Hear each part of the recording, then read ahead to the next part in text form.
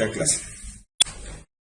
Entonces, recuerden darle like a la página, ¿cierto? Suscribirse al canal de YouTube, aquí lo dice Puntaje Nacional Colombia. Y ver los videos ahí están todos los videos, incluso de años de los años anteriores. Entonces ahí pueden repasar y mirar. Bueno, mirando aquí algunas preguntas que veo una de Juliet que dice, no, mentiras, de Santiago, una planta siente. No se le ha encontrado un tejido nervioso como tal para decir que la planta siente, pero han encontrado algunos indicios de que sí, que de acuerdo a la música puede crecer una planta o no, o de los ambientes con luz, bueno, responden a otros estímulos. Bien, entonces, si ya vimos los tejidos vegetales, ahorita vamos a ver los tejidos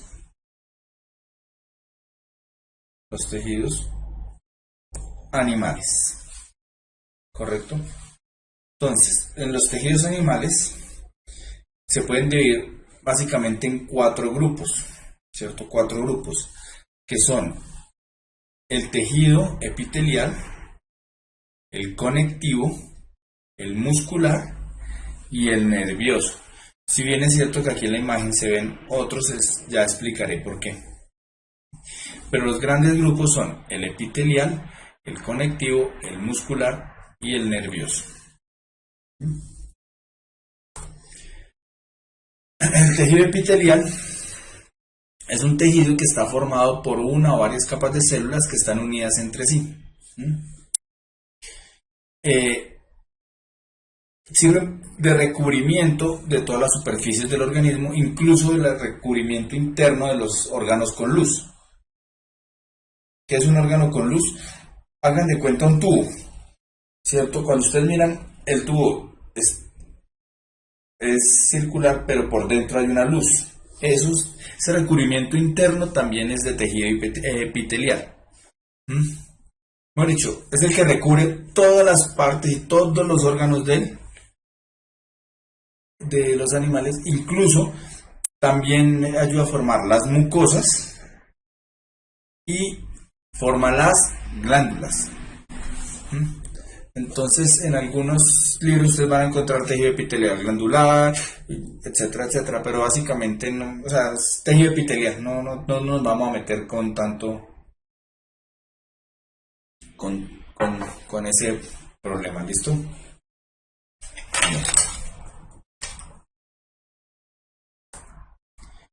Entonces, el tejido epitelial podemos tener las membranas epiteliales que de acuerdo al número de capas pueden ser o simples o estratificadas. Estratificadas cuando son varias capas de células.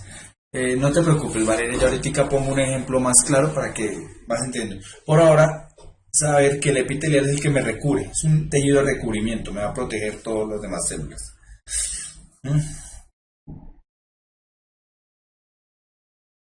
Sí, nosotros tenemos células eucariotas. No, las plantas también tienen células eucariotas. ¿Qué es una célula eucariota? No, David, bueno, ahí estás confundido. Las procariotas son bacterias y son células sin núcleo. Por eso es bueno que revisen las clases pasadas en el canal de YouTube Puntaje Nacional Colombia para que aclaren esas pequeñas dudas y qué más fácil que suscribirse para que le lleguen cuando suban los demás videos de las otras clases. Entonces,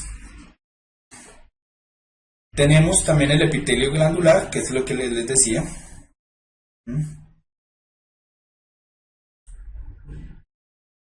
Y el glandular, entonces, cuando van hacia afuera son glándulas exocrinas, cuando van hacia adentro son endocrinas y hacen parte del sistema endocrino, que eso lo vamos a ver aquí. Esto es lo que llamamos cuando secretan sustancias químicas que se llaman hormonas. ¿Correcto? Bien. Claro, el tejido epitelial, entonces, para Valeria y para todos aquellos que no han querido preguntar porque le- les da pena.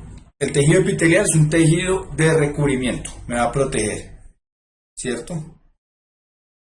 Tanto por fuera, es decir, el que me forma la piel, es tejido epitelial, como todas las partes internas de mis órganos es tejido epitelial. Entonces yo lo puedo clasificar. Si tienen una capa son simples, si tienen más de capas son estratificados. Y cuando es glandular, entonces si va hacia afuera es exocrino y si va hacia adentro es endocrino. Cuando hablo que secreta hacia adentro es la sangre o la linfa.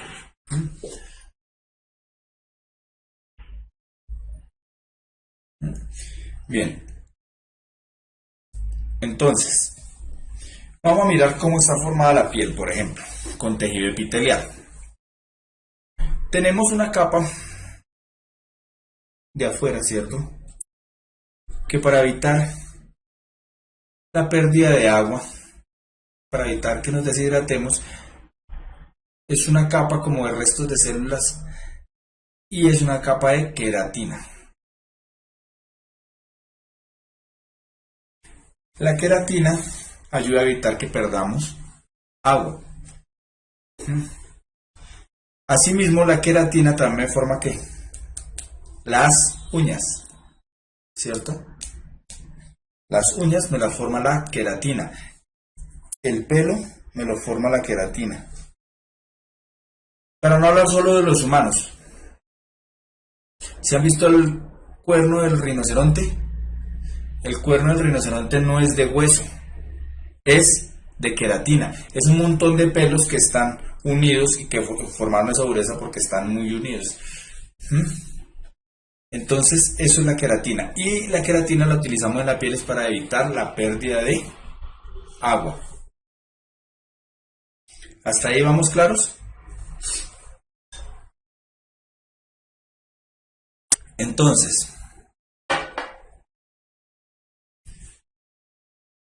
debajo de esta tengo una capa, si ven esta capa de una celulita, esto es tejido epitelial simple. Aquí ya ven, es tejido epitelial estratificado.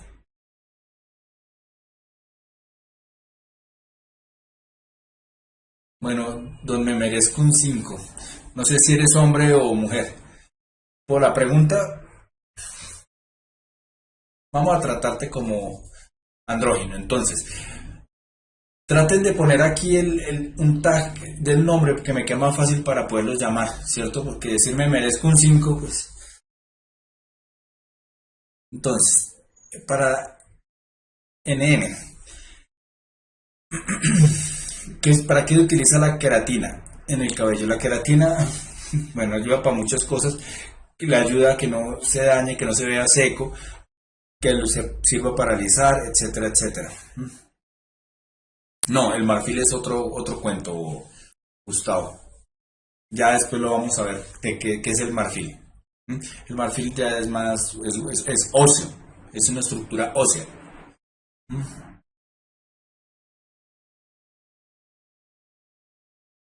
Porque la gente es una ignorante, Cristian.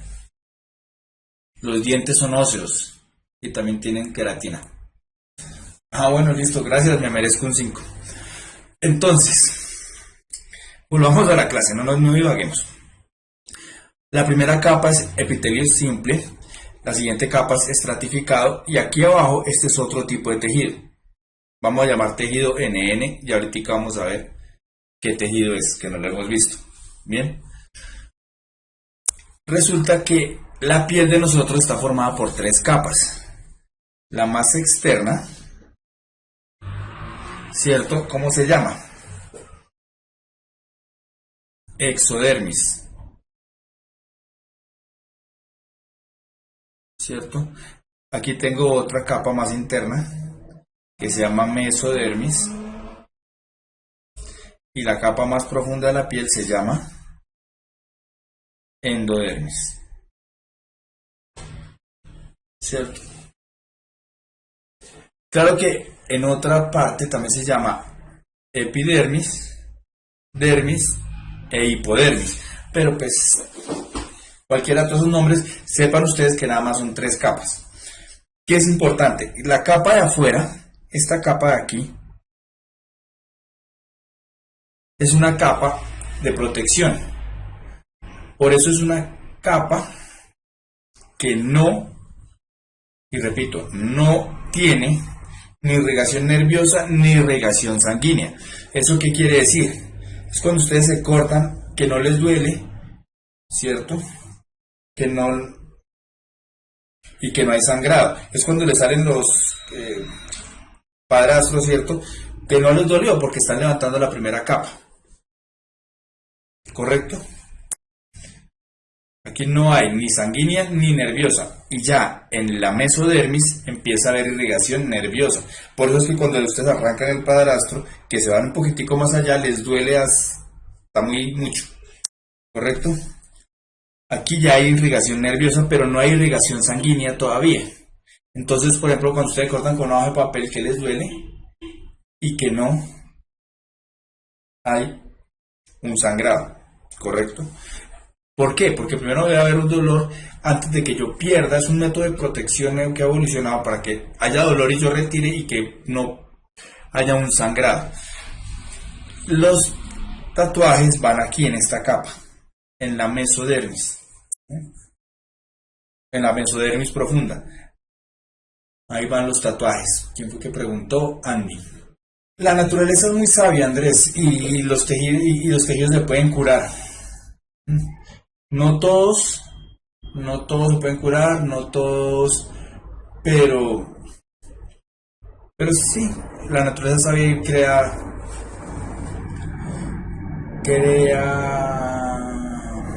protección. Evelyn, epidermis también es una capa de las plantas, que como su nombre lo indica, quiere decir epi, sobre, dermis, piel, la piel que está sobre.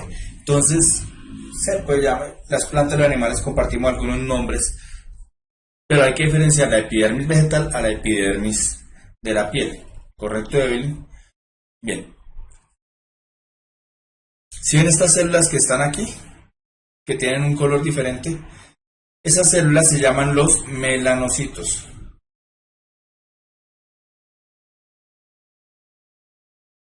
Y son importantes porque producen la melanina. Y que la melanina la responsable de darle color a la piel. Entonces, cuando no hay melanina suficiente, la persona es muy blanca. Cuando existe mucha melanina, la persona es morena o ya de raza negra, ¿cierto? Entonces, ¿para qué sirve la melanina? Es una protección contra los rayos solares. Hay personas que la melanina la pueden producir muy fácil, entonces son personas de esas que están a clima caliente, que les llega el sol y enseguida se vuelven morenas. Hay otras que no producen melanina y van al sol y enseguida se vuelven rojitas. Entonces, ahí están, estas células que nosotros tenemos son las que producen la coloración en la piel. La melanina también es la responsable de dar el color a los ojos, dar el color al cabello, etcétera, etcétera. Me merezco un 5, no son afrodescendientes porque son colombianos. O sea, el hecho de pensar que porque yo digo negro estoy ofendiéndolos, no tengo ningún problema con eso. Espero que no ofenda a ninguno. Bien. Y por último tenemos la capa más interna de la piel, ¿cierto? Que es la endodermis. Y esta es importante porque aquí ya tengo yo irrigación sanguínea. Sí, Stephanie, si no tienen melanina se llaman albinos. Bueno, entonces aquí en la endodermis tengo irrigación sanguínea.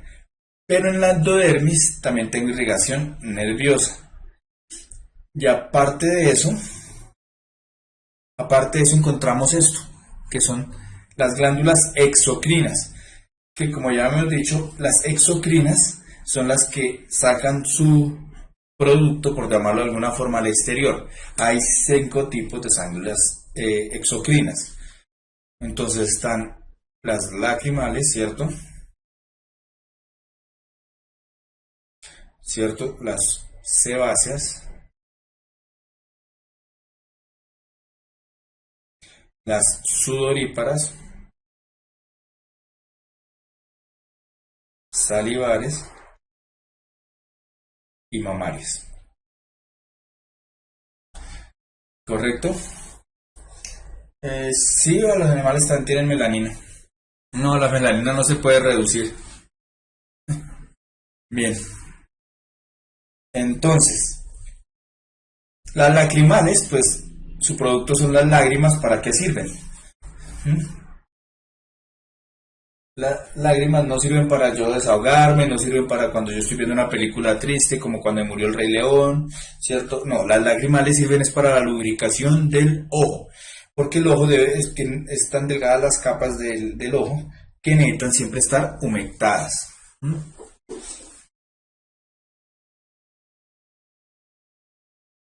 Por lo general, para contagiar enfermedades, desde que haya células puede contagiarlas, pero yo diría que hasta las capas más profundas como la endodermis, que es donde hay irrigación sanguínea.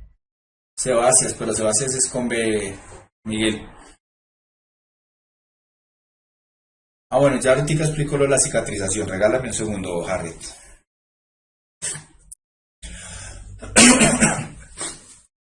Entonces, tenemos las lacrimales, las sebáceas. No, llorar no hace daño a la vista, Vila. No.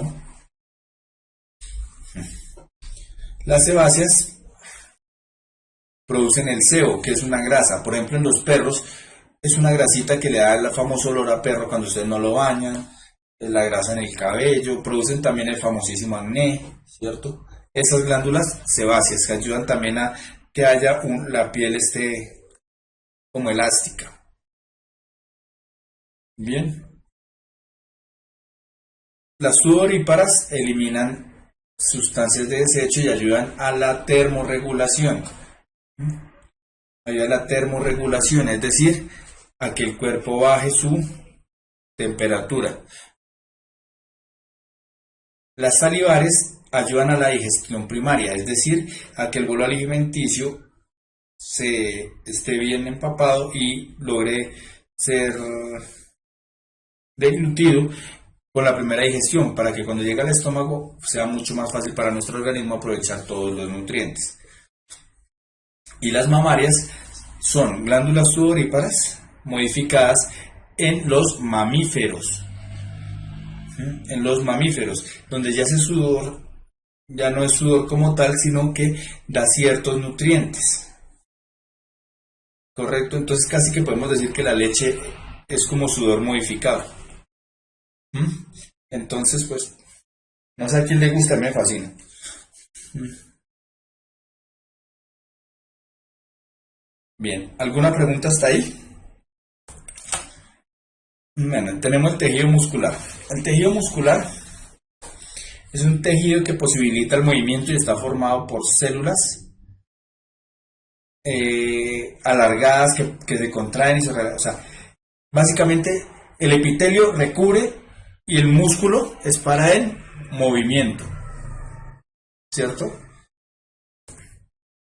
Se puede clasificar en 3. En el estriado porque tiene, bueno, aquí no se alcanza a ver bien en la fotografía, tiene algunas bandas que le dan una fuerza, es decir, es el que ayuda al movimiento voluntario, es el que me forma los músculos que nosotros llamamos. ¡Ay, Karen, se me estaba olvidando la cicatrización! Gracias por acordarme. La cicatrización es un tejido que se da cuando yo corto la piel, ella trata de, obviamente no va a quedar como nueva, pero dependiendo que también tus células funcionen en la piel, ella va a hacer una cicatriz fina o puede llegar a ser una cicatriz ya quelinizada, que se llama, ¿cierto? Quelada, porque forma muy gruesa. porque ya o bien lastimó mucho tipo de piel y no fue capaz de arreglarse, o porque la cicatrización no está muy bien dada. ¿Mm? ¿Correcto, Har? Bien, entonces tenemos el estriado, que es el que me da forma al músculo, ¿cierto? Tenemos el liso, que es el que se encarga de los movimientos involuntarios. ¿Mm? Entonces,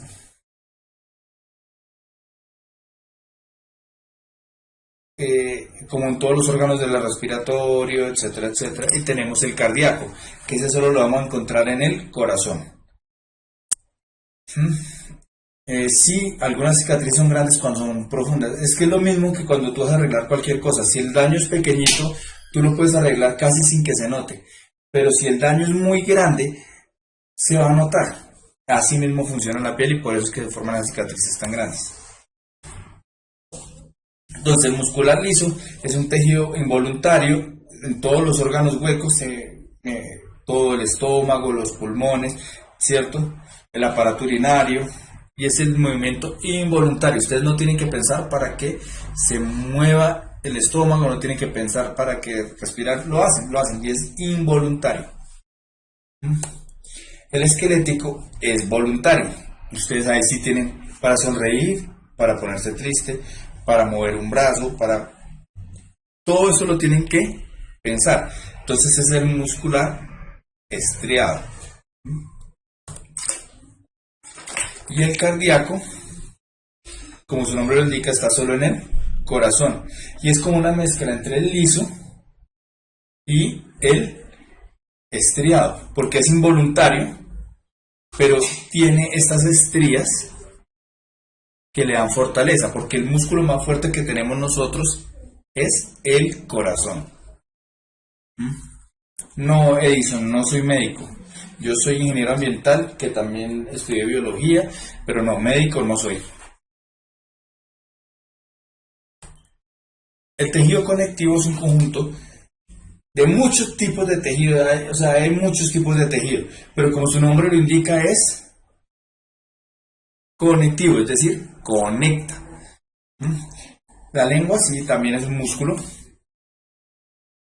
Entonces, ayudar es como una cohesión y tiene otras funciones.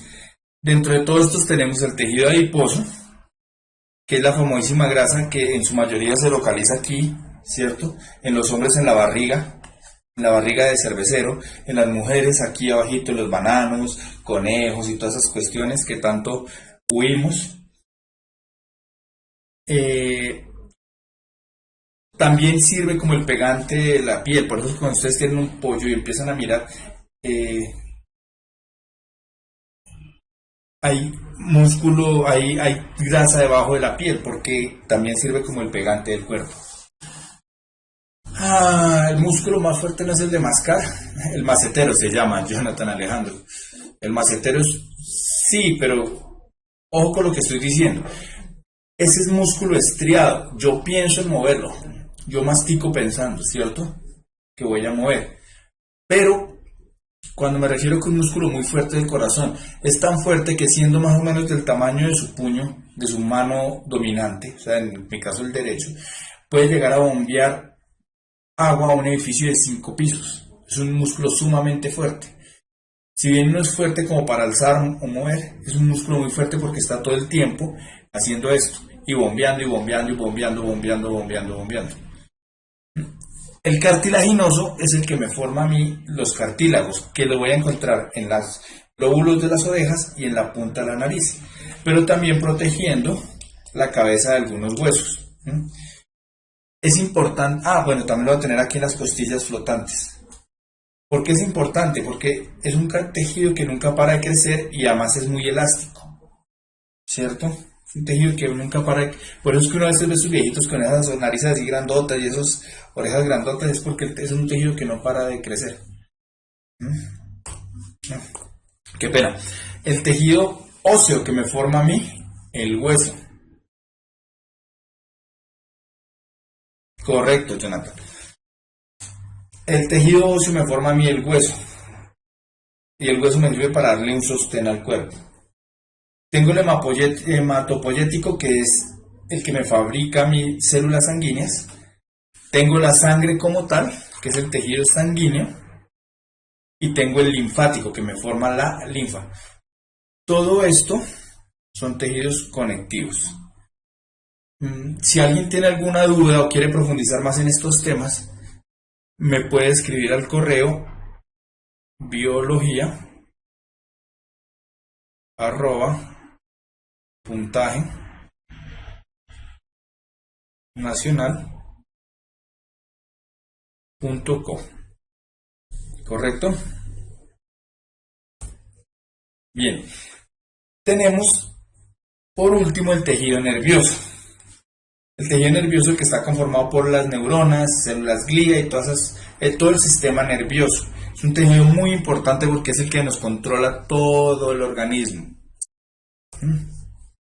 Entonces, el tejido nervioso, como dijimos, está formado por neuronas. Las neuronas reciben el impulso, lo procesan, lo pasan a través de aquí y llega acá. ¿Cómo se llaman las partes de la neurona? Esto se llaman las dendritas. Bueno, esto aquí a grandes rasgos esto se llama el cuerpo y esto se llama el axón. ¿Cierto? El cuerpo tiene estas prolongaciones, estas prolongaciones que se llaman dendritas. Ellas reciben el impulso, lo procesan y a través del axón lo envían, pero como es un cableado eléctrico, ¿cierto?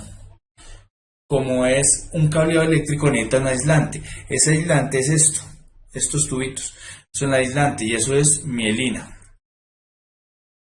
No lo confundan con melanina. La melanina da el color de la piel. La mielina es el aislante que tiene para conducir el impulso eléctrico. Y sale aquí por el pie sináptico.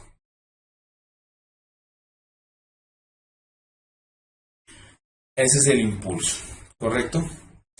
Sí, claro que se puede perder sensibilidad en partes del cuerpo, bien porque básicamente las neuronas forman los mecanorreceptores. Esos mecanorreceptores, cuando están atrofiados, se pierde alguna sensibilidad o cuando tú ya los acostumbraba a mucho dolor.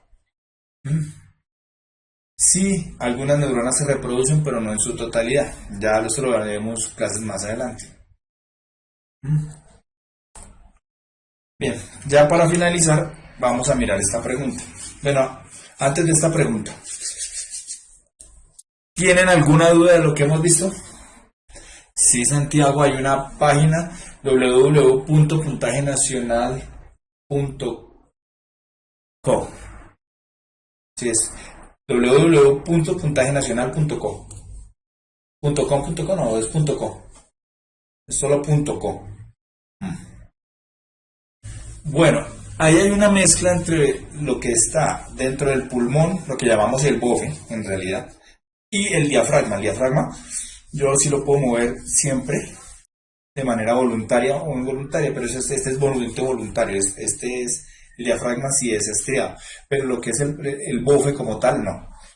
¿En qué caso de epilepsia? Uy, me la pusiste de para arriba porque ni los médicos a veces saben por qué se produce la epilepsia, pero muchas veces cuando el impulso no se está formando bien y las neuronas hacen que haya estos movimientos involuntarios en todo el cuerpo. La mielina es un recubrimiento que tiene el axón para poder transportar el impulso eléctrico. No, axiomas no, los axiomas son otra cuestión, no nos vamos a meter en los axiomas, preguntémosle a los de sociales, preguntémoslos a los de literatura, o sea, los axiomas son otra, incluso los axiomas en matemáticas, en química hay axiomas, pero aquí no vamos a meternos en axiomas, este es el axón. Sí, el alcohol ayuda a eliminar las neuronas. El soma es el cuerpo. Cuando hablamos de soma, siempre que ustedes sean soma, me va a hacer referencia al cuerpo. Lo que pasa es que yo se lo puse en español, pero no hay ninguna diferencia. Es como cuando hay un cortocircuito, en realidad, Harry. La epilepsia es cuando hay un cortocircuito.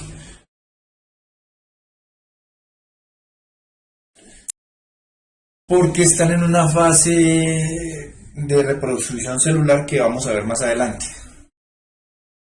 No, el axón. Axomas. Bueno, sí, el axón se divide en axomas, no en axiomas. Ahí sí estamos de acuerdo, Jonathan. Sí, no necesariamente toda la epilepsia se puede curar. Dylan, mantén esa pregunta, te va a responder algo así. Las arterias salen, las venas llegan, pero eso lo vamos a ver cuando veamos el sistema como tal completo. La melamina no, melanina, Luis, melanina. Bien, ahora sí miremos esta pregunta y terminamos la clase. Las abejas tienen un complejo sistema de dos pares de alas unidas entre sí que se mueven al tiempo, como se observa en el siguiente dibujo.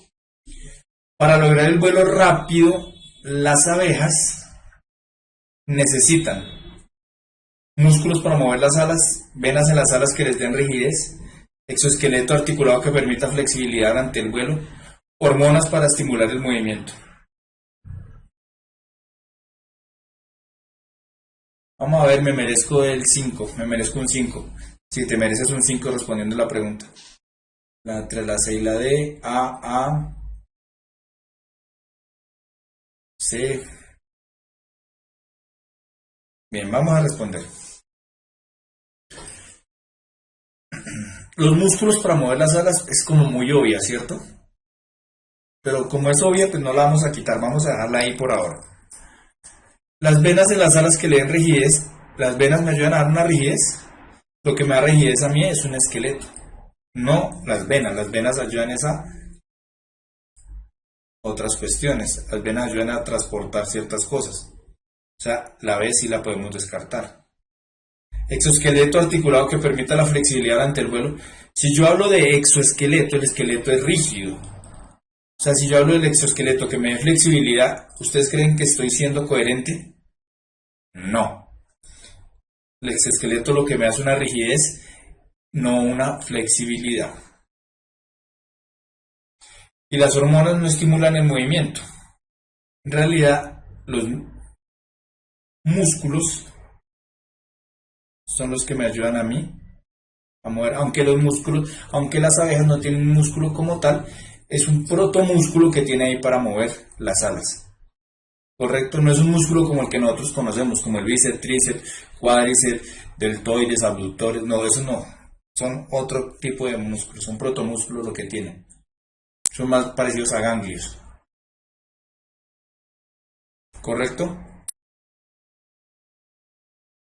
Bien, recuerden si tienen preguntas, puntaje, escriben a biología@puntajenacional.com.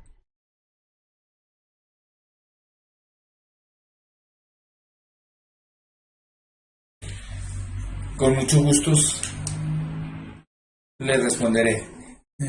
Hoy la siguiente clase los dejo con clase de sociales.